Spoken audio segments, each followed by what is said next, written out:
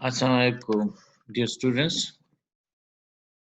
Next lecture, previous lecture में we said कि how दो टोपोलॉजी से एक नई टोपोलॉजी कैसे बनाई जाती है, मुख्तलिफ वेज डिस्कस किए थे और एक जो सबस्पेस टोपोलॉजी थी उसको डिटेल में हमने डिस्कस किया था। जो नेक्स्ट तरीका है दो टोपोलॉजी से एक टोपोलॉजी ऑब्टेन करने का, वो है प्रोडक्ट टोपोलॉजी। अगेन अगर ग्रुप थ्योरी की प्रीवियस नॉलेज को यूटिलाइज करें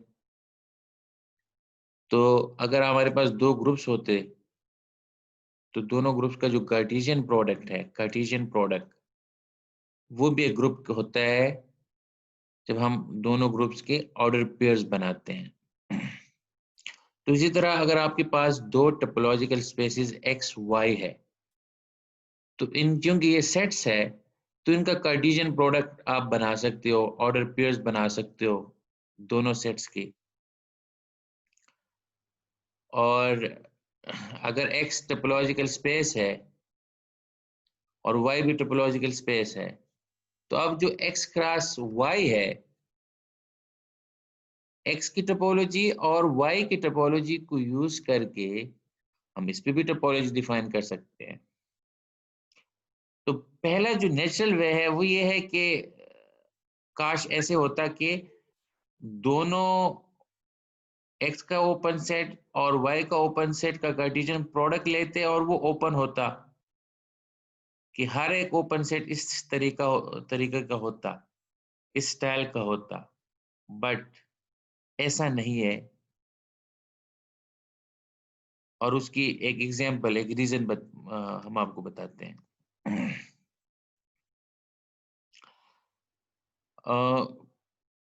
फॉर एग्जांपल ये रियल लाइन है, ये आपको नजर आ रहा है, ये this is a real line. Suppose ये रियल लाइन है और एक रियल लाइन ये है, इन दो रियल लाइन का कार्टेशियन प्रोडक्ट है।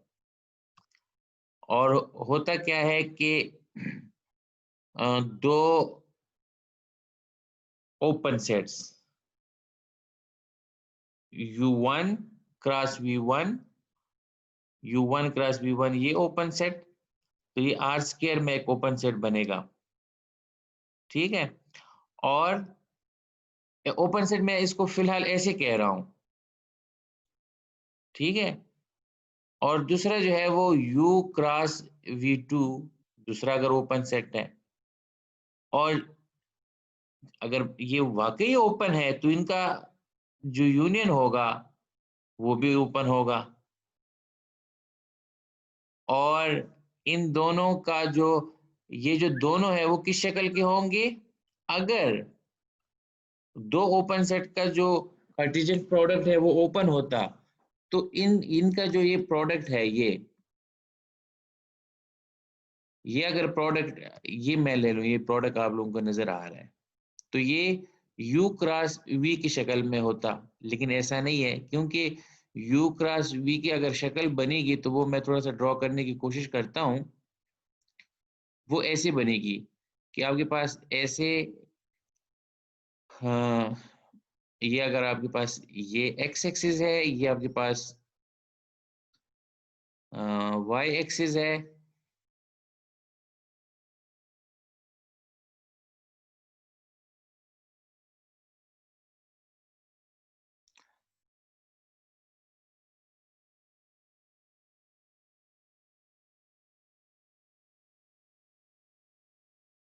एक्सक्यूज मी, लाइक दिस, ये आपके पास ना वाई एक्सिस है।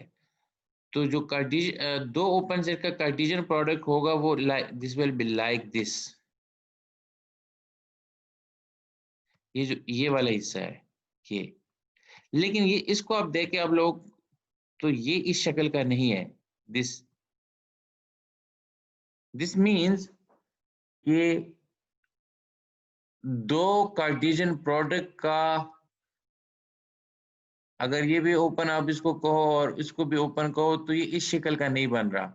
इसलिए इतना आसान नहीं है कि सीधी सी बात हो कि जो कार्टेशियन प्रोडक्ट की टोपोलॉजी है, जो प्रोडक्ट टोपोलॉजी है, वो दोनों ऊपर सेट के कार्टेशियन प्रोडक्ट हो।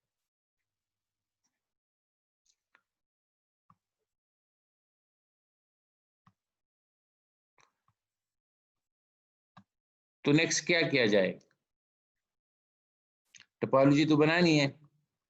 हमारे पास दो टोपोलॉजिकल स्पेसेस है x एंड y, और हमने इनका कार्टेशियन प्रोडक्ट लिया है एंड इस पे टोपोलॉजी डिफाइन करनी है। तो दो के दो ओपन सेट का जो कार्टेशियन प्रोडक्ट है, ये हमेशा ओपन नहीं है, लेकिन इसको आप एज अ बेसिस यूज कर सकते हो। अब आप लोग सोचते होंगे कि एक दफा मैं कह रहा हूं कि ओपन नहीं है, तो फिर बेसिस का कैसे, एज अ बेसिस को कैसे, फिर इसको कैसे यूज करें? एज ए बेसिस यूज करने का मतलब ये है कि इनको हम ओपन बेसिस मान के इनके जो यूनियन से सेट बनते हैं वो ओपन सेट की जो प्रॉपर्टीज है उनको ओबे करते हैं।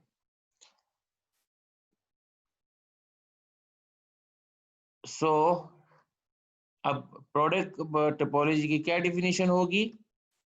let x be and y, let x and y be topological spaces and x cross x Cartesian product y be their product. The product topology and xy is the topology generated by the basis. कि x y u open है x में और v open है y में, तो इन दोनों का जो कार्टेशियन प्रोडक्ट है, इस तरह के जितने भी आपके पास एलिमेंट्स हो वो बेसिस के एलिमेंट होंगे। और बाकी मानदा जो टोपोलॉजी होगी, ओपन सेट्स होंगे। प्रोडक्ट टोपोलॉजी में है जिसका set x cross y, x y का कार्टेशियन प्रोडक्ट, उसमें ओपन सेट कौन से होंगे? जो इन दो एलिमेंट के प्रोडक्ट की यूनियन में लिखे जा सकेंगे। अच्छा, अब क्योंकि मैं इसको बेसिस कह रहा हूं, तो इसको प्रूफ करना है कि वही वाकई बेसिस है। तो बेसिस को एक तो ये है कि हम हर एक ओपन सेट को उठा के इनके यूनियन में लिख ले, लेकिन एक और तरीका था। इफ यू रिमेम्बर, तो देयर वाज अनदर क्राइटेरिया जो यूज होता था कि हाउ टू वेरीफाई कि एक कलेक्शन जो है वो बेसिस है कि नहीं। लेट्स फाइंड, और वो मैं उसका जिक्र आप लोगों को यहाँ कर लेता हूँ, रिमाइंड करता हूँ कि वो कौन सा क्राइटेरिया था।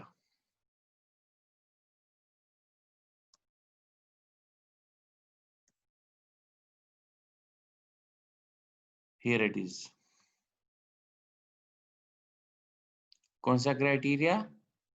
If you remember in chapter number 1, तो जब हमने बेसिस को डिफाइन किया था, तो चेक करना कि whether a collection is a basis for topology or not.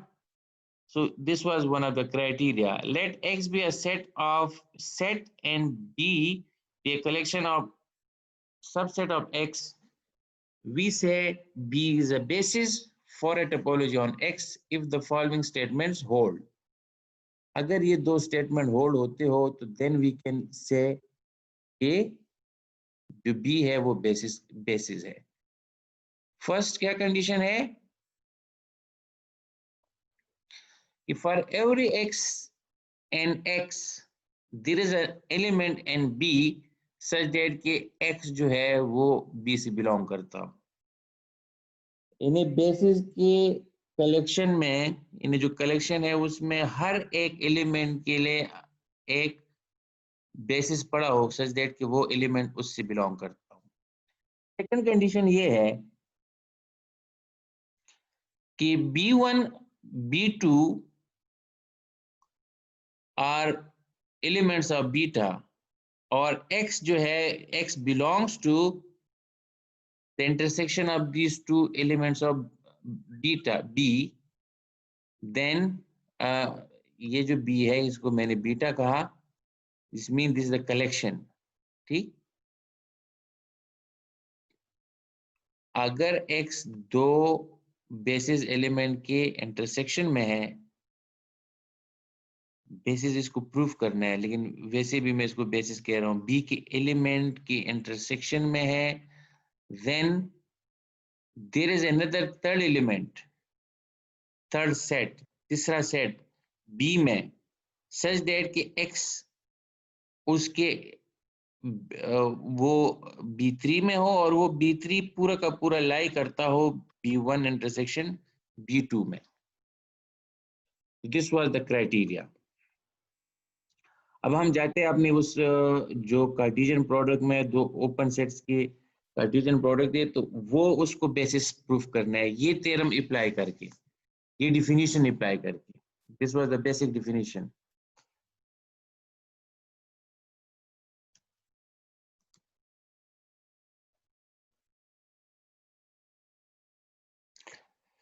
So we are again on our topic,